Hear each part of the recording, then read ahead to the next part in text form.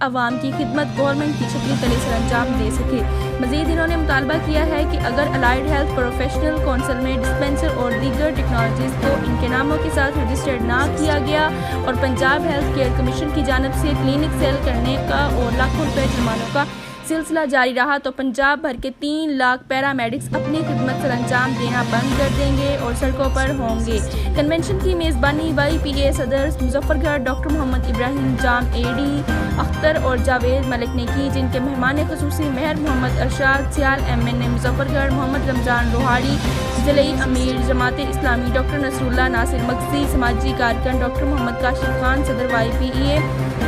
تحصیل Jatoi, doctor مہر محمد سعید صدر YPA تحصیل کوٹ Urdu, doctor Azhar سیال، doctor بلال denter, شاہ جمال، doctor Usama Khan, doctor شان، ڈاکٹر اکرم شہزاد اور دیگر دوست شامل تھے۔